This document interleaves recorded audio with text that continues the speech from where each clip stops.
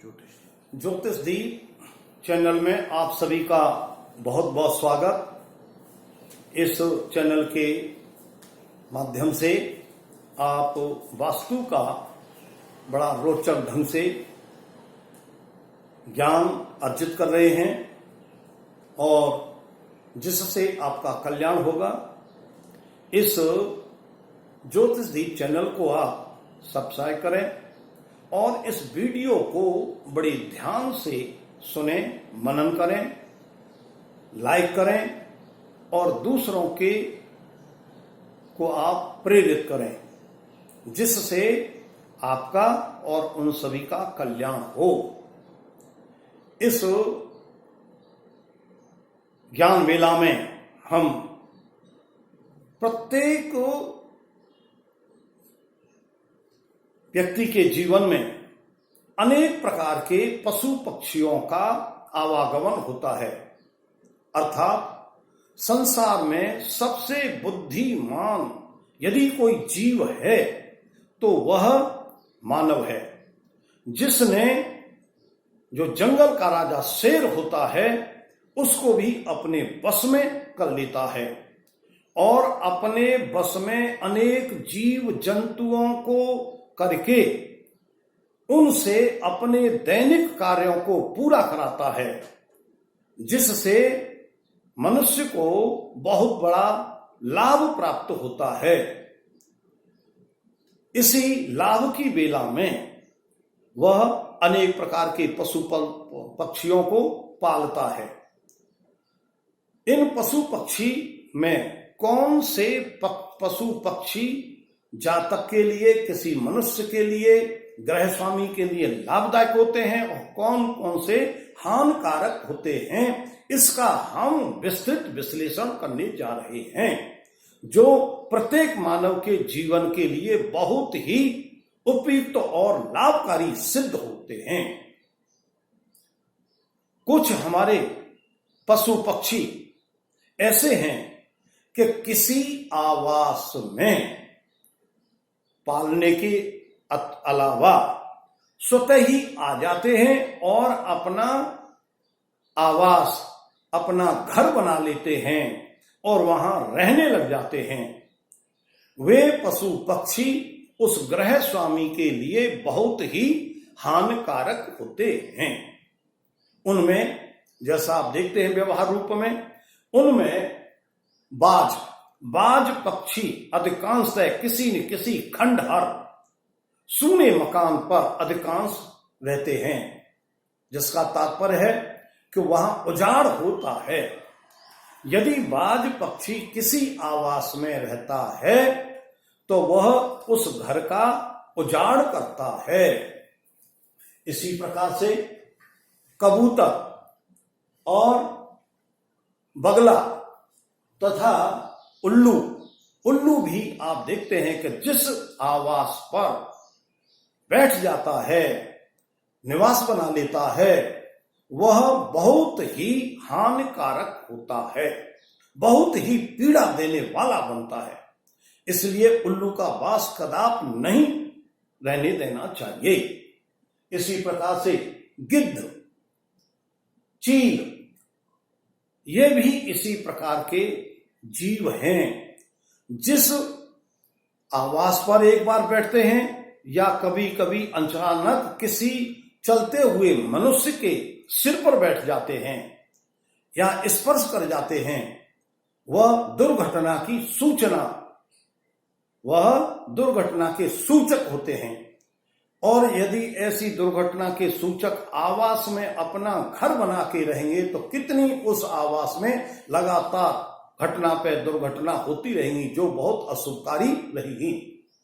इसी प्रकार से सियार जंगल में रहता है और यदि वह सियार किसी के घर में अपना घर बना ले तो बहुत ही अशुभकारी होता है। इनके अलावा हिरण को कुछ लोग बड़े शौक से पालते हैं, लेकिन हिरण घर के लिए अच्छा नहीं होता। कुछ शूद्र वर्ण सूअरों को बहुत पालते हैं, वो भी अशुभकारी होते हैं। तथा कुछ लोगों को बंदर पालने का बड़ा शौक होता है। बंदर पालते हैं। बंदर भी शुभकारी नहीं होते।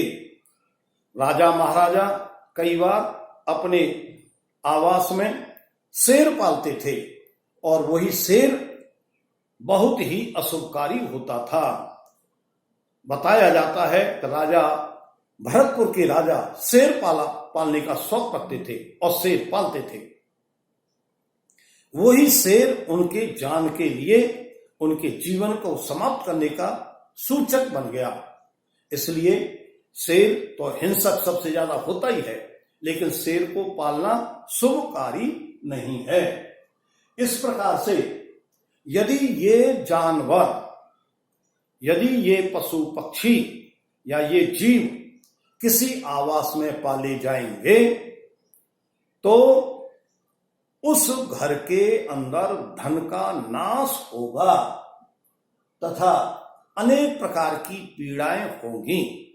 इसी प्रकार से किसी घर के द्वार पर यदि सर्प अपना बिल बना करके रहता है तथा उस द्वार पर उल्लू प्रातःकाल नित्य प्रति बांग देता है या आवाज करता है, बोलता है, अथवा उस घर के मुख्य द्वार पर कोई पक्षी अपना घोंसला बना के रहता है, तो ऐसा आवास विशेष रूप से बहुत ही कष्टकारक होता है। वहां अनेक प्रकार की पीड़ाएं होती हैं, अनेक प्रकार की असाध्य बीमारियां होती हैं और उस घर का विनाश होता है। गृह स्वामी की मृत्यु हो जाती है, जो बहुत ही अशुभकारी होता है। इस प्रकार से हमारे ये जो कुछ चर्चा है, ये हमारे प्राचीन साहित्यों में, प्राचीन ग्रंथों में इसका विस्तृत रूप से वर्णन दिया गया है। उन्हीं ग्रंथों में से वास्तु का सम्रांगण सूत्र एक महत्वपूर्ण ग्रंथ है। उस महत्वपूर्ण ग्रंथ के अनुसार ये आगे संकेत किया जा रहा है कि इस मंडल में कितने जीव जंतु, कितने पशु पक्षी स्वतंत्र विचरण करते हैं, और जब स्वतंत्र रूप से विचरण करते हैं तो उनमें से कितने ऐसे पशु पक्षी हैं जो बहुत ही मन को आकर्षण करने वाले होते हैं। उनमें से आपने देखा होगा श्वेत रंग का कबूतर। श्वेत रंग का कबूतर मन को बड़ा आकर्षण करने वाला होता है। इसी प्रकार से विचित्र कंठ का कबूतर, वह विचित्र कंठ का कबूतर भी बहुत ही मन को और अच्छा लगने वाला लगता है, क्योंकि विचित्र प्रकार का उसका रूप रंग होता है। तीसरा काला कबूतर। काला कबूतर बड़ी मुश्किल से बहुत ही विचित्र जगहों पर या बड़ी दुर्लभ जगहों पर यह प्राप्त होता है, मिलता है, लेकिन ये बहुत ही अशुभकारी होता है।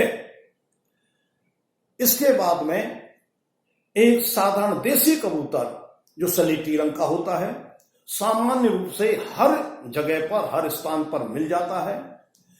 ऐसे कबूतर में से कोई भी व्यक्ति अपने आवास में श्वेत कबूतर को पालता है तो वह श्वेत कबूतर धन का नाश करने वाला, प्रतिष्ठा को बिगाड़ने वाला, यश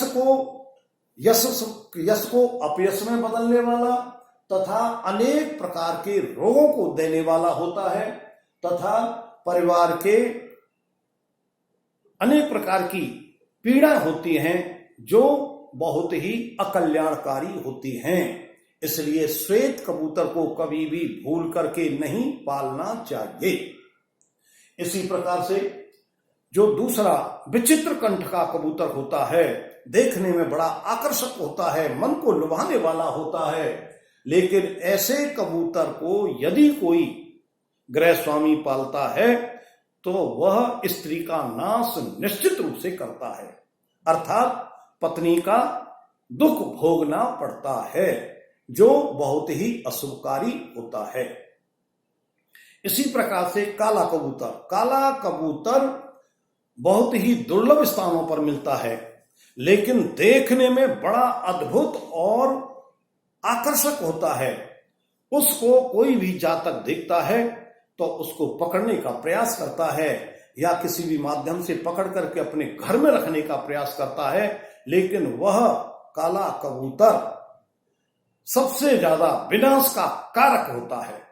अर्थात उस घर में अनेक प्रकार के व्यसन शुरू हो जाते हैं, अनेक प्रकार की असाध्य बीमारियां शुरू हो जाती हैं, अनेक प्रकार से धन का विनाश होने लग जाता है, अनेक अनिष्ट होने लग जाते हैं, जिससे वह परिवार भ्रष्ट हो जाता है, नष्ट हो जाता है।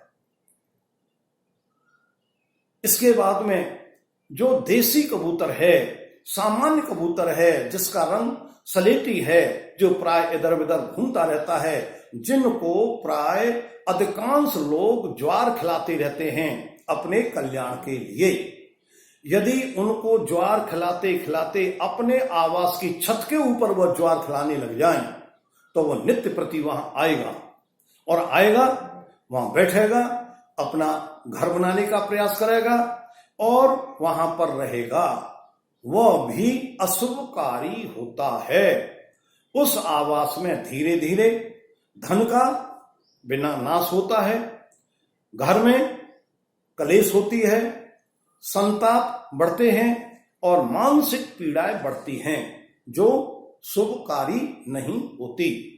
इस प्रकार से हम देखते हैं कि इन पशु पक्षियों के अलावा मनुष्य के जीवन में यदि सबसे ज्यादा कोई शुभ और श्रेष्ठ और कल्याण करने वाला कोई पशु है तो वह है गौ माता। इस गौ माता के रोम रोम में 33 करोड़ देवी देवता वास करते हैं और गौ जिस स्थान पर बंधती है, जिस स्थान पर रहती है, वह स्थान शुद्ध पवित्र हो जाता है। अनेक प्रकार की नेगेटिव एनर्जी वहां से दूर चली जाती है। गाय का मूत्र बहुत शुद्धकारी होता है। गाय का गोबर अनेक प्रकार के नेगेटिव एनर्जी को समाप्त करने वाला होता है। इसलिए यदि जीवन में कोई मनुष्य पशु पक्षी में पशुओं पालने का शौक रखता है तो सबसे पहले गौ माता को रखे और उसकी सेवा तन मन से करे, तो अनेक प्रकार के उसको लाभ प्राप्त होते हैं। गौ का दूध अनेक हमारे रोगों को विनाश करने वाला होता है। गाय की छाछ अनेक प्रकार की पीड़ाओं को दूर करने वाली होती है। गाय का घी मानसिक बुद्धि को बढ़ाने वाला होता है, तेज प्रबल बुद्धि को करने वाला होता है। अनेक प्रकार के गाय से हमको लाभ होते हैं, जो आध्यात्मिक दृष्टि से और व्यवहारिक दृष्टि से बहुत ही उपयुक्त होता है। इसी प्रकार से भैंस के पौष्टिक पदार्थ तो देती है, लेकिन गाय जैसे उसके अंदर गुण नहीं होते। सामान्य लोग, अधिकांश लोग दूध के प्रलोभन से भैंस को पालते हैं, लेकिन भैंस अनिष्टकारी नहीं होती, सामान्य होती है। इसी प्रकार से हाथी आप देखते हैं कि राजा महाराजा हाथी रखते थे। जिसके लिए हाथी होता है वो राजा तुल्य होता है। और आज भी हाथी के नीचे की मिट्टी, घोड़े के नीचे की मिट्टी, ये हमारे मूल शांति में भी आती है। इनका बड़ा महत्व होता है। इसी प्रकार से घोड़ा हमारे दैनिक जीवन के कार्यों को, अनेक कार्यों को पूरा करने वाला होता है। राजा महाराजा इस घोड़े को रखते थे, जो उनके लिए बहुत ही शुभ लाभकारी होता था। घोड़े को रथ में चलाया जाता था, घोड़े को अनेक प्रकार से दौड़ाया जाता था, प्रतिद्वंदता की जाती थी, अनेक प्रकार के इसके क्रियाकलापों से अपना मन प्रसन्नचित रहता था। घोड़ा अश्व बहुत ही शुभ लाभकारी होता है। इसके नीचे की मिट्टी भी बहुत लाभकारी होती है। इसी प्रकार से ऊंट को भी व्यक्ति अपने खेत के कार्य करने के लिए, वजन ढोने के लिए अनेक प्रकार से इसका भी उपयोग करते हैं। लेकिन ऊंट की मृत्यु के बाद जो उसकी हड्डी होती है वो विशेष रूप से बड़ी चमत्कारिक होती है, बड़ी लाभदायक होती है, अनेक अनिष्टों को समाप्त करने वाली होती है। इसी प्रकार से घर घर में आप देखते हैं कि कुत्ते, श्वान पाले जाते हैं।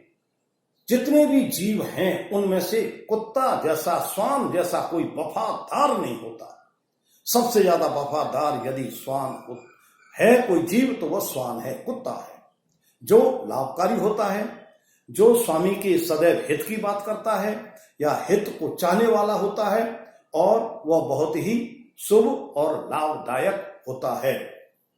इसके बाद में कुछ व्यक्ति अपने जीविकोपार्जन करने के लिए भेड़ बकरी पालते हैं और उनसे, भेड़ों से ऊन प्राप्त करते हैं और उनके दूध का से उपयोग करते हैं, जो सामान्यकारी हैं।